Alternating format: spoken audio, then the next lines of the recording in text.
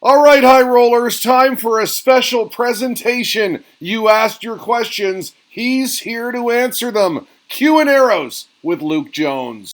Hi guys, Luke Jones here from High Roller Radio, back again with something different today, with a Twitter Q&A answering your questions.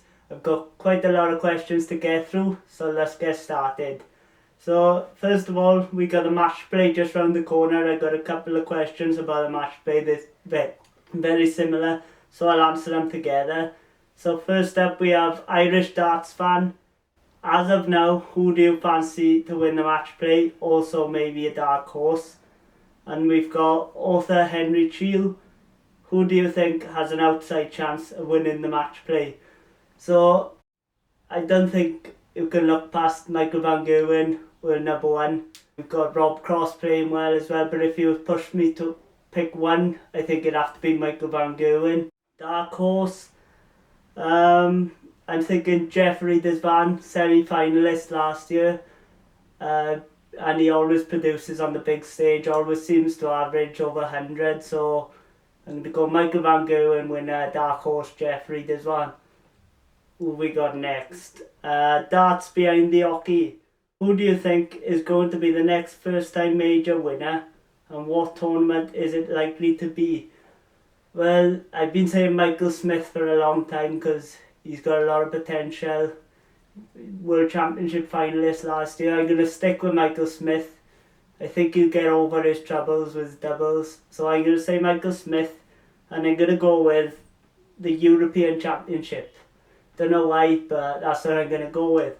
Next, this is a really tough one. I've been up all night thinking about this one. Not really, but if you could have a darts Premier League and pick players from past and present, who would you have in your lineup?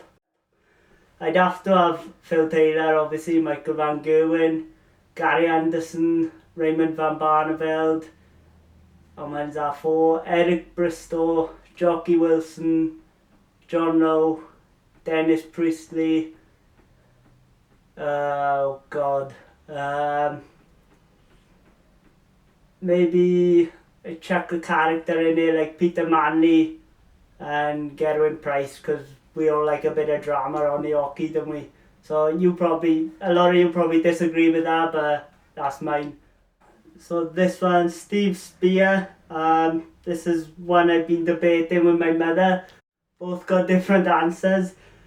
Would you rather be world number one or world champion? So my mother said world number one, but personally I think world champion, because I think every dart player in the world, whether you're Michael Van Gerwen or Dave down the pub, I think they all dream of being world champion, because you don't get a trophy for being world number one, and you don't know how you could only be world number one for a week.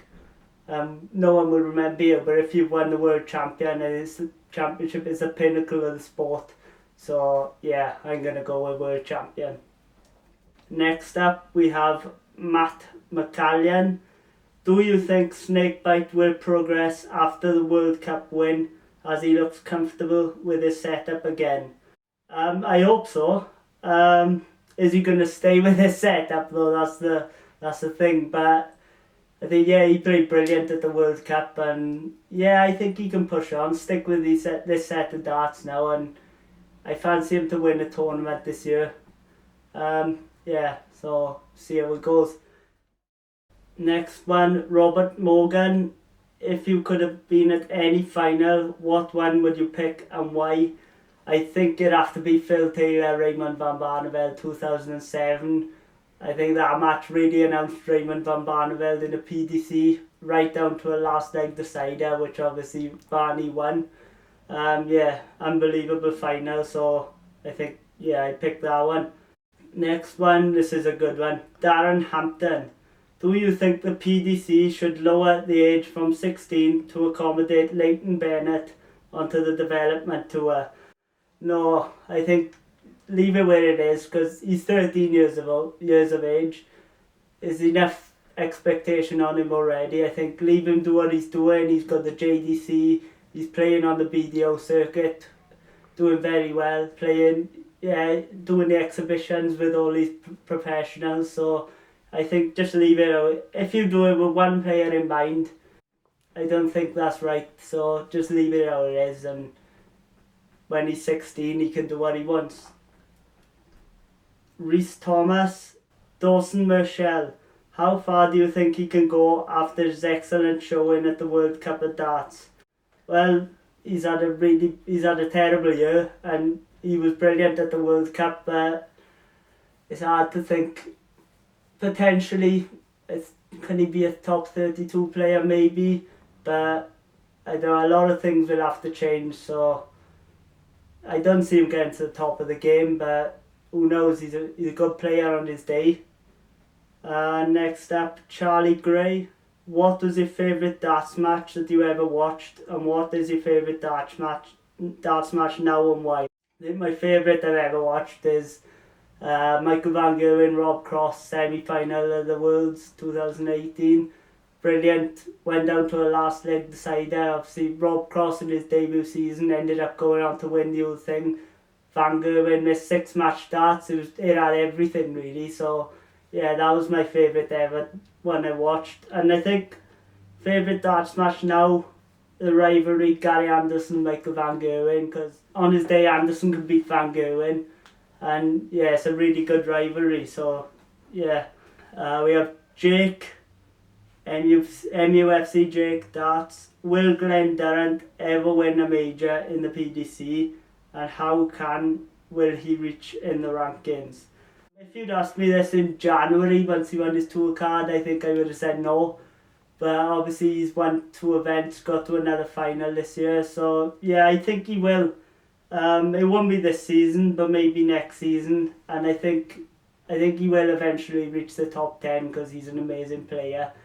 So yeah, I think he's got a big future in the PDC.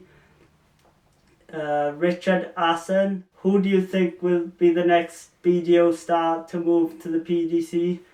It's a difficult one now because it used to be that the PDC invited players from the BDO, give them an invite for a tour card, but that's not the case anymore. Obviously, they're allowed BDO players. They're now allowed to go to Q School, and if they're unsuccessful, they're allowed to go back play on the BDO.